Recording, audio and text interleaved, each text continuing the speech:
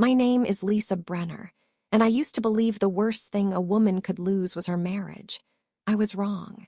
The true devastation came the night my own mother told my children they weren't welcome guests in her home and handed gifts to only my sister's kids while mine sat there empty-handed. That was the moment I knew. My silence was no longer strength, it was submission. Have you ever felt utterly erased by the people who are supposed to love you most? Before we get into the story, drop a comment and tell me, where are you watching from? I love seeing how far these stories travel. Now, let me take you back to the night it all shattered. There's something about Christmas lights that makes pain feel sharper. Maybe it's the contrast, the way the twinkle mocks the tears in your eyes. Or maybe it's because holiday magic only works when people actually believe you deserve a little joy. That night, the house smelled like cinnamon and fake peace. My mother, Margaret, had gone all out, plastic holly over the windows, her prized ceramic nativity set placed precisely on the mantel, and Bing Crosby crooning from the Bluetooth speaker like we were living in a Christmas card. My sister Emily and her husband Rob arrived first, of course. They always do. Her kids burst through the door in matching red velvet, shrieking with joy as Margaret swept them into her arms. I watched from the hallway as my own children, Jamie, age 8, and little Zoe, just 5, stood quietly behind me, their winter boots leaving faint wet marks on the entryway tile. "Lisa, take their coats off, will you?" my mother called without turning around. She was already guiding Emily's kids to the living room, where a fortress of presents waited under the tree. I forced a smile for my children as I helped peel off their scarves and jackets. My fingers trembled slightly, but I blamed the cold. We had driven 45 minutes through icy roads to get here, my old sedan coughing in protest the entire way. Gas wasn't cheap, but it was Christmas. My kids deserved to be with family, even if lately, family had felt like a performance we were never quite cast in. We sat near the edge of the couch while Emily took center stage. Her kids dove into the pile of wrapped gifts with their names printed in gold script. Remote-controlled drones, expensive Lego sets, designer dolls, each more extravagant than the last. Margaret cooed over every item like she had bought them for royalty. Then, silence. Jamie looked at the tree, so did Zoe. They waited, and I knew. "Mom," I said, forcing each word out with care, "did you forget the gifts for Jamie and Zoe?" Margaret didn't even look up. "No," she said sharply, slicing through the air like a cold wind. "Bad children don't get presents in my house." Emily froze, toy still half-wrapped in her lap. Rob shifted uncomfortably in his chair. Jamie blinked. Zoe's little face scrunched with confusion. I leaned forward, my voice cracking. "What do you mean, bad children? They're 5 and 8. They haven't done anything wrong." Margaret finally turned to me, eyes cold and glassy. "Lisa, you're living under my roof, eating my food, and you can't even keep your own life together. Maybe if you taught them some manners, I'd consider including them. But right now, they're not guests. They're just here." Zoe turned into me, her tiny arms wrapping around my side like a vine tightening with fear. Jamie looked down at his shoes, not even confused, just ashamed for existing. The room fell silent except for the hum of the heater and the brittle crackle of wrapping paper. No one said anything, not Emily, not Rob, not even the kids, who continued to play with their gifts while Jamie and Zoe sat empty-handed beneath a glittering tree that had no room for them. And for the first time in my life, I didn't feel anger. I felt erasure. This wasn't just about presents. This was about power. My mother wasn't just withholding gifts. She was punishing me through my children, reminding me where I stood in the hierarchy of her affection. Beneath Emily. Beneath even the children of Emily. As if my divorce had marked me unworthy. As if struggle were contagious and she didn't want it staining the holiday. I stood up slowly, my knees locking in place. "We should go," I whispered to my kids. My voice barely made a ripple in the room. Margaret waved her hand dismissively. "Suit yourself, don't let the door hit you." Outside, the cold air bit through my coat as I buckled my children into their car seats. My hands were shaking, but not from the temperature. This was the moment. The exact second I knew I could never let my kids feel this small again. That night, something cracked, but not me. It was the illusion. And the next time we'd be in that house, if ever, the power would be mine. We didn't talk on the drive home, not because I told my kids to stay quiet, but because some pain is too big for words. Back at my parents' house, their house, not ours, we walked in through the back entrance like afterthoughts. The kitchen lights were off. The living room, where earlier Margaret had played hostess to Emily's kids like they were tiny celebrities, now sat in curated silence. Every cushion back in place. Every crumb swept. The illusion of harmony restored. No one waited up. No one asked if the kids were okay. I led Jamie and Zoe down the narrow hallway to the guest room, the one we'd been crammed into for the past 8 months. It used to be my childhood bedroom before my mom turned it into a linen closet. Now it was our everything, a sleeping space, a closet, a quiet corner where shame and survival lived side by side. I flicked on the string of Christmas lights I'd hung around the mirror last week, hoping they'd make the room feel cozy for the kids. Tonight, they only made the beige walls look even more tired. Jamie climbed into the bottom bunk without a word. Zoe crawled in beside him, still wearing her holiday dress. "You want to change into jammies?" I asked softly. She shook her head. I knelt beside them, brushing Zoe's curls off her forehead. "Grandma was mean," she whispered, finally breaking the silence. "Did I do something wrong?" That cracked me open in a way I hadn't felt since the divorce. I didn't cry in front of them, not when their father left, not when we had to move back in here. But tonight, I had to turn away just to breathe. "No, baby, you didn't do anything wrong. None of this is your fault." I pulled the blanket up to their chins and sat beside the bunk, watching them drift toward sleep. Their eyes were still wide, blinking against the weight of unspoken questions. And I made a decision. Not the kind you scream about, not the kind you make in revenge. The kind that starts deep in your bones and whispers, "Never again." Once they were asleep, I pulled my old laptop onto the desk beneath the window and opened a dozen tabs, clearance sections, toy deals, outlet sales. It was late, almost midnight. Most of the world was celebrating, toasting, warm in their own homes. Me? I was calculating shipping costs against what was left in my bank account, $82.17. I found a fleece coat in Jamie's size marked down 70%. A set of walkie-talkies Zoe had once pointed at in a catalog. A winter boot sale ending in 6 hours. I stacked digital carts and deleted, added again, hunted promo codes like gold. Eventually, I ordered 5 items, 2 coats, 2 toys, and a multi-pack of socks. Not much, but more than nothing. I entered my debit card info, knowing full well this meant overdraft by morning. Did it matter? I hit place order and sat back, staring at the confirmation screen like it could tell me if I'd done the right thing. My kids weren't going to wake up to the piles of gifts their cousins had, but they would wake up knowing someone thought they were worth remembering. I whispered it into the glow of the monitor. "You'll never feel forgotten again." Outside, a fresh dusting of snow began to fall. The street below shimmered faintly in the moonlight. Inside, my resolve began to harden like the frost on the windows. I didn't know how yet, but I was going to get us out of here. Not just physically, emotionally, spiritually. Out of this dynamic where silence was mistaken for obedience, where being grateful meant accepting crumbs while others feasted. I reached over to the top drawer of the desk and pulled out a notebook, the kind with floral covers Margaret had given me last spring, probably expecting me to use it for meal planning or PTA minutes. I flipped it open and wrote 3 words in big, determined letters: plan, protect, rise. Then I closed the book, slid it beneath my pillow, and climbed into bed beside my kids. For now, that was all I had, but it would be enough to start. The Monday after Christmas felt colder than it should have. Maybe it was the hangover of humiliation still wrapped around me like a second coat. Or maybe it was the way my mother hadn't spoken a single word to me since that night, like I'd embarrassed her simply by existing in her living room. I sat in the parking lot outside work for longer than I meant to, the engine idling, heat on low.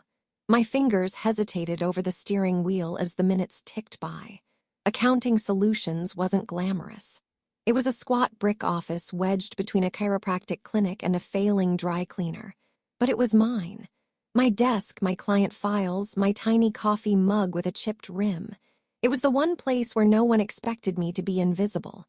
I walked in just before 9, greeted by the soft clack of keyboards and the familiar scent of burnt decaf and printer toner. My heels clicked softly on the laminate floor. Nobody looked up. Perfect. As I slipped off my coat, I caught my reflection in the window near the break room. Tired eyes, blush fading, lips pressed tight like they were trying to keep secrets. I wasn't here for pity, but I needed help. Mr. Daniels was already in his office, reading glasses perched low on his nose, a cup of tea steaming beside a stack of year-end reports. He was the kind of man who rarely raised his voice and never asked questions he wasn't ready to hear the answers to. I knocked once, then opened the door halfway. "Got a minute?" He looked up and nodded, motioning me in.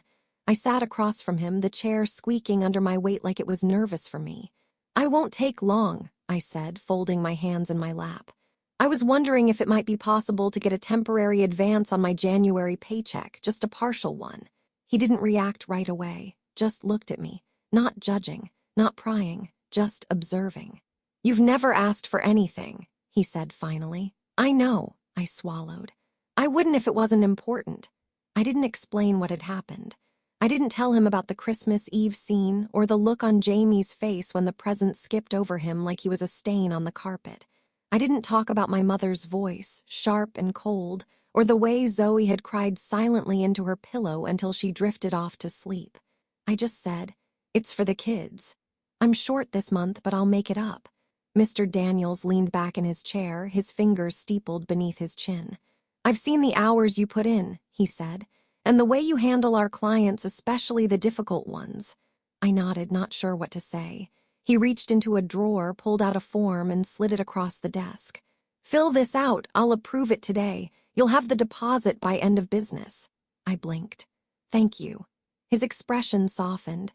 Not sympathy exactly, more like respect laced with a quiet sort of understanding. "Lisa, whatever's going on, I just want you to know I see how hard you're trying. You hold a lot together." That cracked something in me. Not enough to spill, but enough to shift. Because when you've been looked through for so long, being seen feels like a miracle. I filled out the form with slightly shaking hands, trying not to overthink it.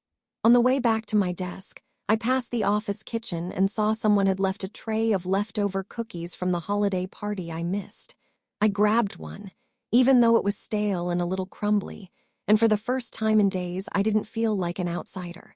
That afternoon, when I checked my account and saw the deposit, I didn't cry. But I did close my eyes for a moment and whisper, "Thank you," into the quiet, because even dignity takes funding sometimes. That night, I stopped at the grocery store and bought real dinner. Nothing fancy, just meatballs, pasta, and the off-brand sauce Jamie liked. It felt like a feast. Back at the house, my mother still didn't speak. My father was at the sink, silently doing dishes like he always did when he didn't want to take sides. The kids were in the guest room coloring quietly, their new coats and toys hidden beneath their bunk and plastic bags, still unopened, as if they were waiting for someone to say they could be happy now. As I stirred the sauce in the microwave, I felt something shift inside me. Not loud, not showy, just a flicker of worth returning. Not because of a man, not because I fought someone, but because I had quietly chosen not to break. And because for the first time in a long time, someone looked me in the eye and said, "You're doing enough." There's a rhythm to survival. Wake up. Get the kids dressed. Make 2 lunches on a single salary. Smile for their sake. Go to work. Smile again. Try not to cry in the bathroom stall at 3:15. Repeat. But when you start stacking small wins, little moments of recognition, of progress, it disrupts that rhythm. And sometimes, if you're lucky, it starts to build a new one. 3 weeks after Christmas, I had worked every extra shift Mr. Daniels could give me. Data audits, tax filings, invoice follow-ups. I stayed late, skipped lunch, did double reconciliations just to make sure nothing slipped. I didn't say much, just worked. And he noticed. "You're doing 3 people's work," he said one evening as he passed my desk. I just smiled, half shrugging. "Idle hands," I murmured, but it wasn't about staying busy.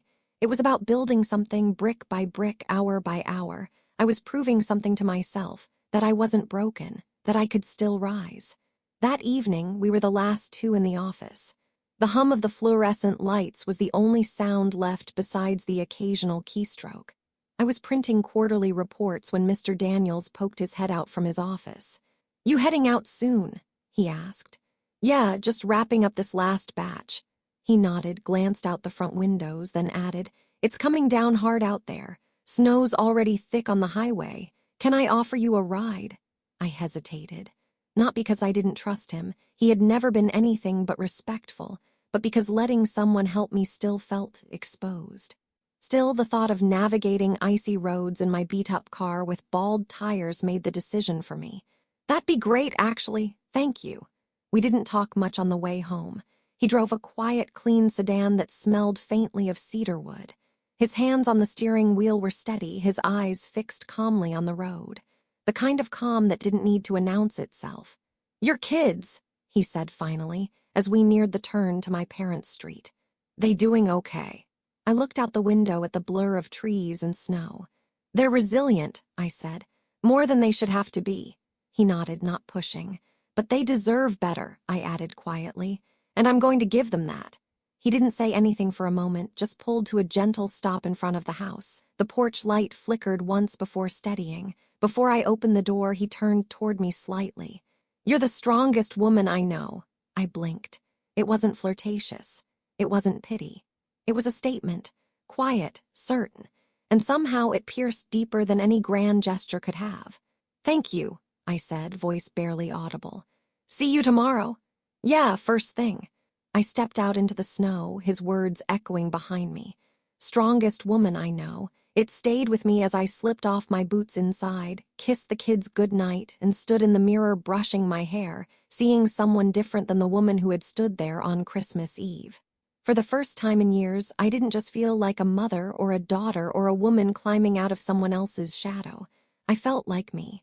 The next morning, Jamie called him Coach Dan when he spotted him dropping off paperwork in the office parking lot. "Why'd you call him that?" I asked, amused. Jamie shrugged. "He just looks like a coach." I laughed for the first time in days. Maybe because I needed something to feel light. Maybe because part of me didn't mind the idea of someone. Just maybe, being on our team. There's something almost sacred about the first time you laugh in a place where you used to cry. That moment came on a rainy Saturday in early February, when Mr. Daniels, showed up at the local soccer field with hot cocoa and mismatched mittens. Jamie had begged to try out for the Parks and Rec team, and Zoe insisted on tagging along with her pink clipboard and practice notes. I'd signed the kids up late. Registration had closed weeks earlier, but Dan had quietly made a call to someone on the board. "They had space on the Yellow Jackets," he told me. "No big deal." It was a big deal. Jamie ran faster than I'd seen in weeks, cheeks flushed, hair wild with wind. Zoe sat beside Dan on the bleachers, giving him sidelong glances like she wasn't sure if she was allowed to like him yet. "Is he your boss?" she asked me later in the car. "He's a friend," I said carefully. "Are we allowed to like friends?" I smiled. "Only the ones who show up with Coco." That night, Dan texted me a photo he'd taken, Jamie mid-kick, eyes lit up like he was flying. No caption, just the moment. We started seeing more of him after that, not on purpose, not at first. He'd drop by after work with extra groceries. "Thought you might want this," he'd say, handing me a bag of apples or a pack of granola bars Jamie liked. I told myself it was just convenience. But the truth. He remembered. He noticed things. We never called them dates. Not exactly. Sometimes he'd take us out for burgers at the diner near his place. Other times, we'd all pile onto the living room rug and build castles out of old cereal boxes and duct tape. He taught Jamie how to dribble with his left foot. He showed Zoe how to tie the perfect double knot. He never asked for anything, never overstepped. He just made space. One Friday night, after the kids were asleep, I stepped out onto the porch with him. "I know this isn't easy," he said, handing me a mug of chamomile tea. "Letting people in. I'm not used to it," I admitted. "Feels unsafe." "Then we take it slow," he said. "No pressure, no timeline." I looked at him in the moonlight, just a man holding tea, waiting without expectations. "I don't need a rescue," I said. "I know. I'm not a fixer-upper." "You're not broken," he said simply. The lump in my throat came out of nowhere. "Dan, yeah. My kids called you Coach Dan yesterday," He smiled. I like the sound of that. Don't get too attached, I said, a hint of teasing in my voice. We're a package deal, but we're high maintenance. Dan looked at me, really looked, and said, best deal I've ever considered. The porch light buzzed softly overhead. Somewhere inside, Zoe stirred and murmured my name in her sleep. I turned to go back in, hesitating in the doorway. This house, this room, had held so much grief. But now it held something else too. Hope, laughter, the smell of cocoa and duct tape castles. And maybe, just maybe, the beginning of something real. It's strange how silence feels different depending on where it comes from. There was a time, just weeks ago, when the silence in this house made me feel like I was vanishing. Like I was one wrong move away from disappearing completely. Now, silence felt like peace. No passive-aggressive digs, no snide comparisons. No guilt-laced sighs from across the dinner table. Just the sound of Zoe humming while brushing her doll's hair and Jamie explaining the rules of soccer to Dan like he was coaching the World Cup. I hadn't heard from Margaret, my mother, or Emily in over a month, and I hadn't asked. Not since we moved into the sunny second-floor apartment on Garden Street. It wasn't much, 2 bedrooms, a patchy view of the grocery store parking lot, and a persistent creak in the hallway floor. But it was ours. The lease had Dan's signature as a co-signer, and the welcome mat Zoe picked out said Home Sweet Fortress. I was just starting to breathe again when the first whisper of news came from Mrs. Lindstrom, the old neighbor from 3 doors down. You didn't hear it from me, she said, tapping her grocery cart like she was holding court. But Margaret's antique store, practically empty. Walk-ins are gone. Word is she missed 2 loan payments. I nodded politely, not feeding the gossip. But something twisted inside me. Not glee, not revenge, just recognition. The mighty were stumbling. 2 weeks later, Emily's husband, Jacob, moved out. Apparently, he had been gambling, mostly online, sometimes worse, and their savings had evaporated. The beautiful family home Emily used to boast about was suddenly filled with unpaid bills and ice-cold silences. Word spread through the community like fire under dry leaves. I didn't call them. I didn't reach out. But I remembered everything. How my children were told they weren't welcome. How I was made to feel like charity under their roof. How Margaret laughed with Emily that night as if I didn't exist at all. One afternoon, while folding laundry in our apartment, Zoe asked quietly, "Are Grandma and Aunt Emily coming over?" I hesitated. "No, sweetheart. They're busy with some hard things right now." "Like we used to be?" she asked. "Yeah," I said. "Kind of like that." She paused, folding her tiny socks the way I taught her. "I hope someone brings them hot cocoa." My throat tightened. My children had every reason to be angry, to be bitter, but instead they were learning kindness. Dan walked in a few minutes later with takeout, saw the look on my face, and asked, "What happened?" "Just family karma," I said. He raised an eyebrow. "Turns out," I added, "that when you spend your life building castles on other people's pain, those towers eventually collapse." He nodded, setting the food on the table. "Funny thing about collapse," he said. "Sometimes it clears space for something better." Maybe. But I wasn't sure I wanted to clear space for anyone anymore, especially not people who had once looked my kids in the eyes and decided they didn't count. Still, the shift was happening. Margaret and Emily, once the shining favorites, were falling out of favor with the very crowd that once adored them. And for once, I wasn't the one scrambling to survive. I was watching it from a distance, stable, steady, and finally free. There's a special kind of silence that follows power-shifting hands. It's not loud. It's not dramatic. It's subtle, like the moment after a storm when the birds return and the trees stop bracing themselves. That's what it felt like the afternoon my phone lit up with Margaret Mobile. For a moment, I just stared at the screen. It had been months since we'd spoken. Not a word since the Christmas humiliation. Not a text. Not a passive-aggressive meme. Nothing. And now she was calling me. I didn't answer. 3 minutes later, a text arrived. "Hi, Lisa. Hope you and the kids are well. Quick question, can you help us with the electric bill this month? It's been a little tight, just until things level out. Love, Mom." I stared at it like it might self-destruct. Love, Mom, like nothing ever happened. Like she hadn't iced out my children on Christmas Eve. Like she hadn't stared me down in her living room and told me, "Bad children don't deserve gifts." I didn't answer right away. I let it sit for a few hours. I made dinner. I helped Zoe with her math homework. I sat on the couch with Jamie watching old soccer clips on YouTube while Dan rubbed the back of my neck the way he always does when I overthink. "You gonna respond?" he asked gently. "Yeah," I said. I typed slowly, reading each word twice before I hit send. "Hi, Mom.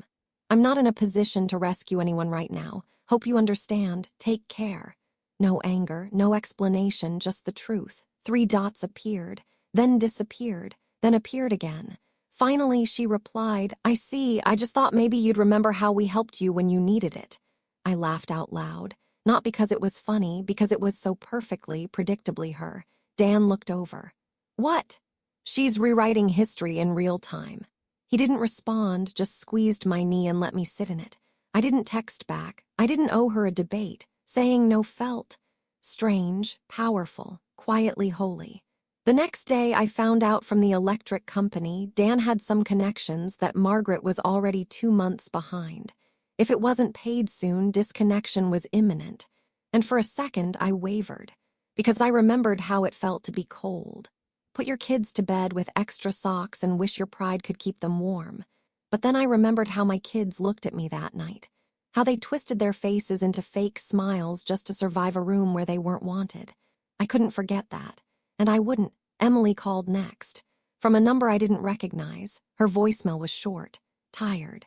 "Hey, it's me. Just wanted to say Mom's not doing great. If there's anything you could do, we'd appreciate it. The kids miss their cousins." The manipulation used to be elaborate. Now it was crumbling into vague sentiment and guilt-trapped pleasantries. But I saw it for what it was. Survival reaching out. I didn't delete the messages. I didn't block their numbers, but I didn't reply either. Because for the first time in my life, I wasn't reacting. I was choosing. I was deciding how much of my peace they were allowed to interrupt. And the answer for now was none. Cedar Falls isn't a big town. People talk. So when Margaret Brenner and her daughter Emily quietly moved into the city's emergency housing shelter, it didn't stay quiet for long. It was Mrs. Lindstrom again, our neighborhood oracle, who told me, half-whispered across the produce aisle. "They're over at the old Crestwood campus, where they house displaced families now. Emily's boys were wearing sandals last week, in January." I nodded, said nothing, but something twisted in my chest, not satisfaction, not revenge, just something tight and unfamiliar. The Crestwood shelter sat on the edge of town, tucked behind a chain-link fence and a parking lot full of rusted sedans and tired minivans. I didn't mean to drive by, but one morning after dropping Jamie at school, I found myself taking the long way home. The shelter was gray and low and forgettable. A woman with a clipboard paced outside the front door. A little girl was huddled on a bench, nose red, coat sleeves too short. Then I saw her, Margaret, my mother, stepping out of the building in a beige coat that used to be pristine but now sagged at the shoulders, stained with what looked like salt spray and spilled coffee. Her shoes were worn, the once immaculate blowout replaced by a limp ponytail. She looked around like she didn't want to be seen. And behind her, Emily, holding the hand of her youngest, who was wrapped in an old blanket, not a proper coat. Her oldest followed, staring down at his feet. None of them laughed. None of them smiled. They looked small. For the first time in my life, I didn't see the women who humiliated me. I saw 2 people who'd spent their lives convinced they were untouchable and now couldn't even touch warmth. I parked across the street and just sat. I didn't get out. I didn't roll down the window. I didn't make a scene. But I watched. Watched as Margaret fumbled with her phone and Emily adjusted the oversized bag on her shoulder and the kids trudged toward the city van, faces blank. I could have driven away. I almost did. But instead, I reached into the back seat where Jamie had left his old winter gear, the gloves he'd outgrown, the backpack Zoe had outloved but refused to throw away. Later that day, I returned to Crestwood. I didn't go inside. I didn't ask for a meeting. I didn't leave a name. I just placed a box on the front step. Inside, 2 brand-new winter coats still in plastic, a pack of notebooks, crayons, mechanical pencils, a pair of boots. Hand warmers, a note that read simply, "For the children, no return address." Then I drove away. I didn't tell Dan, I didn't even tell the kids. It wasn't mercy. Not exactly. It was something older, something raw. Maybe I just couldn't forget the way it felt to watch my own children be denied, on a night meant for joy. Maybe I couldn't erase the image of Zoe in her sparkly dress, sitting empty-handed beneath a tree that had no room for her joy. But I didn't do it for Margaret. I didn't even do it for Emily. I did it for those boys, her children. The cousins my own kids barely knew. The ones who didn't ask for any of this. I left the box and walked away, because it wasn't time yet. They hadn't asked. And when they finally did, I wasn't going to let them rewrite history. It happened on a Tuesday. Rain was spitting lightly against the apartment windows, the kind of gray afternoon that makes everything feel slower, heavier. Zoe was coloring on the floor with her glitter markers, and Jamie was working through math problems at the kitchen table. Dan was making grilled cheese, humming off-key to a Fleetwood Mac song. It was peaceful. And then the knock, 3 soft raps, hesitant, almost ashamed. I knew it before I even opened the door. Some part of me felt it coming, like a storm you've smelled for miles. I wiped my hands on a dish towel, looked through the peephole, and there she was, Margaret, my mother. No makeup. Rain-speckled coat. Shoulders hunched in on themselves like a child expecting scolding. Behind her, the hallway was quiet. Empty. I cracked the door but didn't open it fully, just enough to see her eyes puffy, rimmed red. She had been crying. "Please," she whispered. "We have nowhere else to go." No performance, no bluster, just that, raw desperation. Zoe peeked around the corner. "Who's at the door, Mommy?" I stepped outside, gently shutting the door behind me until it clicked into place. Just me, just her. My mother blinked at the closed door like it had slapped her. I took a breath. The air smelled like old rain and fried butter from the neighbor's kitchen. "You want help," I said calmly. "Then you're going to sit down and hear what you did to me and to them." Her lips parted. A tremor ran through her chin. I didn't move. "You don't get to walk in," I added. "Not this time. You stand out here or you walk away. But the only way this goes forward is if you finally listen." She didn't answer right away.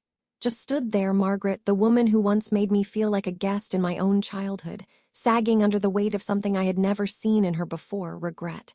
"I thought," she began, voice cracking. "I thought I was doing what was best. I thought—" "No," I cut in. "You don't get to explain yet. You listen. That's the price." She looked at me for a long moment, then nodded. I walked her to the bench just outside the apartment door. The hallway light buzzed faintly overhead, flickering every few seconds. We sat, and I looked straight ahead, unwilling to meet her eyes. "You told my kids," I began, voice trembling, "on Christmas Eve that they weren't guests in your house, that bad children don't get gifts. You said it like it was fact, like they were disposable." "I know," she whispered. "No, you don't," I said firmly. "You don't get it. You saw me struggling and made it harder. You watched your grandchildren shrink into themselves and said nothing. You let Emily's kids take up all the air while mine learned how to disappear quietly. I wasn't thinking. That's the problem," I snapped. "You never did." She pressed her hands together in her lap, knuckles white. "I'm sorry," she said. I turned to her slowly. "I don't want your apology. I want your understanding." She looked at me then, really looked. And for once she didn't deflect, didn't excuse, didn't dodge. Just nodded, tears slipping silently down her cheeks. Behind me, the door stayed closed. My kids stayed inside. Safe, protected, mine. "You'll never hurt them again," I said, voice steady now. "That's the line, cross it and I disappear for good." She nodded again. This time I believed her, but belief didn't mean trust, and it certainly didn't mean access. "I'll help," I said, "but on my terms and not today." Margaret exhaled, something between relief and surrender. "I understand." No unannounced visits, no guilt trips, no rewriting history. She wiped her face with the sleeve of her coat. "Okay." And for a long moment we just sat there, not as mother and daughter, not even as enemies, just 2 women both broken in different ways, trying to decide what came next. It was 2 days before Margaret returned. This time she didn't knock. She called. She'd taken a room in the transitional housing complex on the west side of town. "Just a temporary placement," she'd said softly. "It's not permanent." Nothing was, I thought, except consequences. I told her I'd meet her at a coffee shop near the park, neutral ground. I didn't invite her in.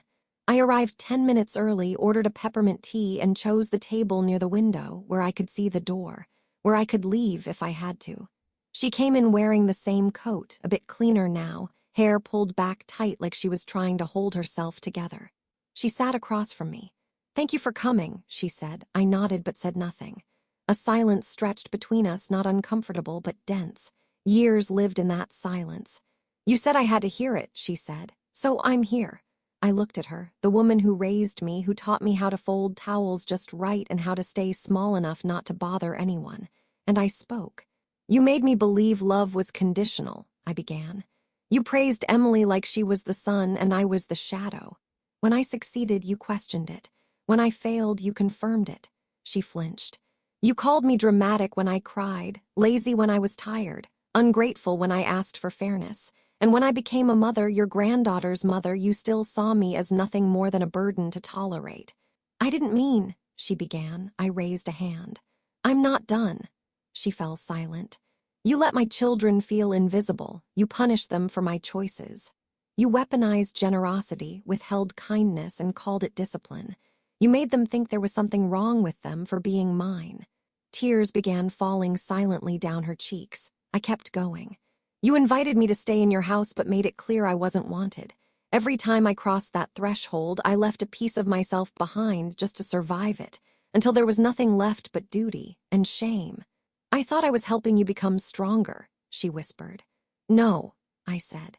"You were making sure I stayed weaker than you." She covered her mouth with one hand, her shoulders shaking now. "You broke me in ways I'm still stitching shut," I continued, voice low but unwavering. "And the worst part, I spent years thinking I deserved it." "I didn't know," she sobbed. "I didn't know it was that bad." "You didn't care to know," I said. She looked at me, and for once there was no armor, just grief. "I was raised to believe being hard was love," she said. "My mother was worse. So much worse." "I'm not here for her story," I said sharply. "I'm here for mine." She nodded. "I don't expect you to forgive me," she whispered. "I'm not sure I will," I said honestly. "But I won't let you pretend it didn't happen." She looked up at me then, eyes red, face bare, hands trembling slightly over her untouched coffee. "I want to do better," she said, "if I still can." I studied her for a long moment. "I believe that," I said, "but you won't do it from inside my life." "Not yet." She nodded slowly, as if the truth stung but didn't surprise her. "What about the boys?" she asked. "Emily's kids." "I'll help them," I said, "but under my rules." She waited. "No unscheduled visits, no backdoor favors, no contact with my children unless I initiate it. If you step out of line once, I disappear and you don't get another chance." She looked down at her hands. "I accept that." Dan called as I walked to my car. "How'd it go?" he asked. "I said everything," I replied. "All of it." "And," she listened. "Is that enough?" "It's a start," I said, "but it's not an invitation, not yet." That night I sat at the kitchen table with Jamie and Zoe, helping with homework, packing lunches, listening to their stories about school. There was laughter, music, the scent of Dan's chili in the crock pot. My home was safe. My kids were whole. And I had finally said everything I'd kept locked away for decades, not to destroy anyone, but to stop being destroyed by it. The first thing I did was call a caseworker. I'd kept the number from the Crestwood Shelter's website, saved it under a generic contact name, just in case. It felt strange at first, offering help to the same people who once sneered at the idea of needing it. But this wasn't about them. It was about two little boys who didn't choose to be born into favoritism or failure. It was about doing right without losing myself in the process. Dan watched me from across the room as I jotted down notes from the caseworker's call. "She said Margaret qualifies for a small housing voucher if she completes a budget course and submits her job applications weekly. Emily, too, if she files separately." Dan nodded. "And you're okay being involved?" "I'm okay setting the rules." Because that was the difference now. I wasn't rescuing anyone. I was reinforcing accountability. I helped them apply for the aid. I brought them blank job logs and printed applications for local retail spots and nursing homes. I reminded Margaret to register for the city's energy assistance program before the next billing cycle hit. But I didn't offer rides. I didn't lend money. And I didn't soften the edges of what needed to be done. Each time I showed up, it was brief, structured, and specific. Zoe asked one day, "Is Grandma coming to visit us now?" "No," I said gently. "Right now, Grandma is working on fixing some things in her life, and part of that means giving us space to stay safe." Zoe nodded. "I like safe." "Me too." The first time Margaret sent me a thank you text, it was full of ellipses and polite uncertainty. "Thank you for everything. I know I don't deserve your help, but I'm grateful," I replied. "Gratitude is a good place to start. Keep going." No heart emoji. No warmth I hadn't earned back. Emily was slower to respond. At first, she refused to make eye contact during our drop-ins at the shelter. She'd say things like, "Well, it's not like we had anyone else," or "Must be nice living up there on your moral high horse." But I didn't engage, because defensiveness wasn't my problem anymore. One day, she finally asked, "Why are you helping us?" I paused, looked her dead in the eyes. "Because I survived what you helped cause, and now I'm strong enough to make sure your kids don't have to." She didn't say anything after that, just nodded, eyes wet. Dan watched all of this unfold with quiet admiration, never interfering, never pushing. He'd make dinner while I reviewed paperwork or take the kids out for ice cream while I coordinated forms with the social workers. He understood that this part, this cold, clinical unraveling, was mine to handle. "You don't have to prove anything to them," he said once. "I'm not," I replied. "I'm proving it to me." I was rebuilding a boundary that had never been laid in the first place. And this time, it had a foundation. No unscheduled visits, no last-minute requests, no money exchanged without documentation. Everything above board, everything clear. When Margaret slipped once, showing up at the kids' school with a bag of cookies, I called her that night. I said no contact unless it's approved. I just wanted to surprise them. "Surprises broke us," I said. "You don't get to rewrite what comfort looks like." "Not yet," she apologized. And she meant it. Because the next day, she submitted a written request through the caseworker asking if she could attend Jamie's soccer game the following week, from the bleachers from a distance. I said yes. Because grace, unlike trust, doesn't need to be earned. It just needs to be respected. And slowly, awkwardly, with mistakes and hesitations, that's exactly what began to happen. My mother was learning how to live without control. My sister was learning how to parent without performance. And I was learning that power wasn't loud. It didn't slam doors or scream victories. It sat quietly at the head of the table, set the rules, and stayed standing even when no one clapped. Some people imagine reconciliation as a hug at the end of a movie. But in real life, sometimes reconciliation looks like folding chairs spaced just far enough apart, like polite nods at a soccer game, like thank you texts instead of voicemails full of tears. Sometimes it looks like distance, measured, maintained, and chosen. Margaret had completed her budgeting course. Emily had found part-time work cleaning offices overnight. The boys were in school, wearing the coats I'd left months ago, no longer wrapped in blankets but still quiet. The chaos was stabilizing. But the damage, that was still unraveling. Dan and I had begun to talk about moving, something closer to his job, maybe a little more space, fewer memories of that awful Christmas. We toured a place with big windows, hardwood floors, and a spare bedroom that Zoe immediately dubbed the Creativity Lab. "You sure you're ready for a fresh start?" Dan asked, brushing a strand of hair from my face. "I've been ready," I said, "but now I know I deserve it." The lease was signed by Friday. We didn't tell Margaret or Emily right away. Not because we were hiding, but because I had no interest in performance updates. I owed them structure, not access. Still, part of me felt the weight of everything unspoken. A month after the soccer game, Margaret asked to meet. "I've been doing what you said," she texted. "I know that doesn't undo anything, but I would like to talk, no pressure." I agreed. We met again, this time in a small library reading room, surrounded by dusty biographies and old clocks. She looked thinner. Not unhealthy, just less adorned, more real. "Thank you," she said as I sat. "You said that before." "I'll keep saying it. I didn't before, not when it mattered." I looked at her carefully. "What do you want, Mom?" She blinked. "I guess I want to know if there's a version of us that isn't just punishment and pain." I didn't answer right away. "Is that what you think this is?" I asked. "Punishment." "No," she said quietly. "It's boundaries, but it feels like losing someone slowly." "That's what it felt like being your daughter." She swallowed. "I know I can't undo what I did or what I allowed, but I want to be better even if you don't need me anymore." I took a breath. "I don't need you," I said, "but that doesn't mean I hate you." Her eyes glistened. "I love you," she said. I nodded slowly.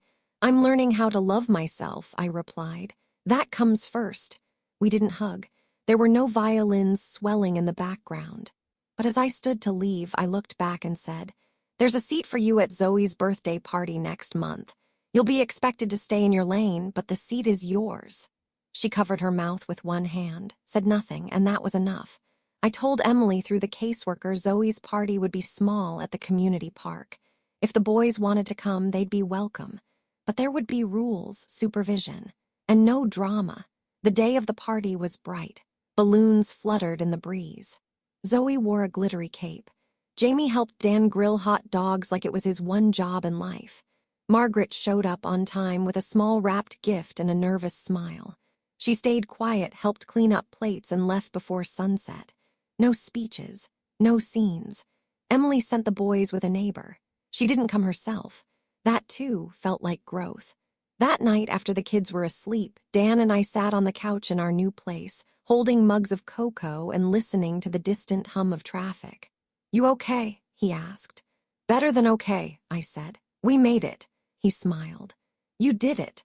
I looked around at the shelves we built together, at the laughter still echoing in the walls, at the home that felt full. I think I finally believe that, I said. It was a warm afternoon in late spring. The kind of day that makes you believe in fresh starts, in softness, in the idea that maybe, just maybe, time doesn't heal all wounds, but it gives you space to build something beautiful around them. Dan and I stood beneath a simple wooden arch in the middle of Willow Park, flowers blooming all around us, petals falling like confetti in the breeze. Jamie stood on Dan's left, too proud for words in his little navy blazer. Zoe held my bouquet, crown of daisies tangled in her curls. I wore a pale blue dress, nothing extravagant, just something that felt like me, comfortable, strong, not trying too hard to be something I was. That used to be my whole life. Now, I stood in my skin and didn't flinch. The ceremony was short, sweet, intimate, 30 people, give or take. Friends I'd made at work, parents from the soccer league, the librarian who'd once slipped me free coffee coupons when I couldn't afford anything else. Family, that was complicated. Margaret and Emily sat near the back beneath the shade of a large oak tree, not hidden but not central either. Present, polite, quiet.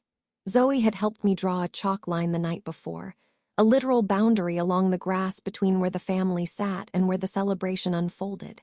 She called it the respect rope. I just want to know where it's safe to dance, she said. Exactly. They stayed behind the line. They watched. They didn't intrude. And that was all I needed. Dan squeezed my hand as we said our vows. His voice cracked when he promised not to fix me but to stand beside me, no matter how stormy the days might get. I didn't cry, not because I wasn't moved, but because I'd cried enough in this lifetime. This wasn't a mourning. It was a coronation. Afterward, we had a picnic reception. Lawn games, lemonade, paper lanterns that glowed like soft stars as the sun dipped low. At one point, I saw Margaret hand Zoe a card. Zoe walked it over to me, unsure. Inside, a photo of me as a little girl standing in front of the fireplace on a long-ago Christmas. The caption said, I see her now.